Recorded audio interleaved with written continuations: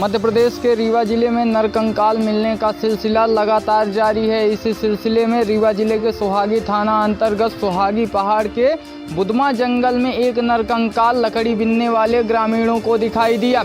लकड़ी बीनने वाले ग्रामीण रविवार की शाम को लकड़ी बीनने के लिए बुधमा के जंगल में गए हुए थे और लकड़ी एकत्रित कर रहे थे। इसी दौरान ग्रामीणों को एक नरकंकाल दिखाई दिया। जैसे ही नरकंकाल ग्रामीणों को दिखाई दिया तो पहले तो ग्रामीण पास में गए और यह देखे कि यह नरकंकाल किसी इंसान का ही है या फिर जानवर का। जैसे ही ग्रामीण यह देखे कि यह नरकंकाल मानव का ही है तो ग्रामीण डर गए और तत्काल इस बात की जानकारी सोहागी पुलिस को दी। जैसे ही सोहागी पुलिस को इस बात की जानकारी लगी तो सोहागी पुलिस मौके पर वरिष्ठ अधिकारियों के साथ पहुंची और वहां पर घटना स्थल का पूरी तरह से जांच किया गया। जांच करने के बाद नरकंकाल को एकत्रित करके संजय गांधी अस्पताल भिजवा दिया गया और कुछ नरकंकाल को फॉरेंसिक लैब में भिजवा दिया गया है, जहां पर जांच की जा रही है कि आखिरकार यह नरकंकाल किसका है।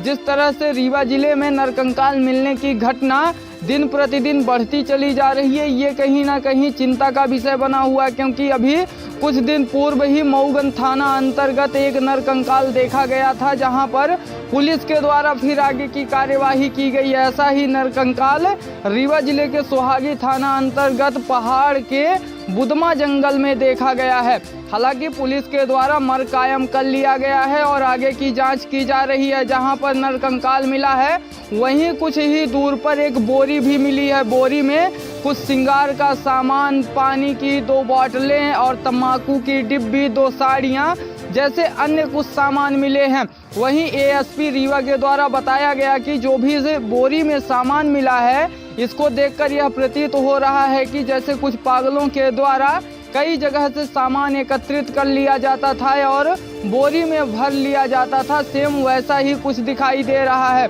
हालांकि अभी तक यह स्पष्ट नहीं हो पाया है कि यह नरकंकाल स्त्री का है या फिर पुरुष का है। यह सब जांच के बाद ही पता चल पाएगा कि आखिरकार यह नरकंकाल किसका है और यह मौत कैसे हुई है। नरकंकाल को जानवरों के द्वारा क्षति भी पहुंचाई गई थी और कुछ नरकंकाल को जानवरों के द्वारा इधर से उधर कर दिया गया था, जिससे कि पुलिस को बीनने में ज़्यादा समय लग गया। हालांकि पुलिस के द्वारा मामला कायम कर लिया गया है और मामला दर्ज करने के बाद आगे की जांच शुरू कर दी गई है।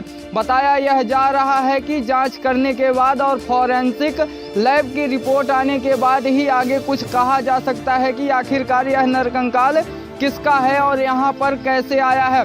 जिस तरह से रीवा जिले में एक पर एक कभी तो हत्या, कभी आत्महत्या, कभी नरकंकाल मिलना, ये घटनाएं हो रही हैं, ये कहीं ना कहीं पूरे ज़िले के लिए चिंता का विषय बना हुआ है कि आखिरकार ऐसी घटनाएं रीवा ज़िले में ही क्यों घटित होती हैं।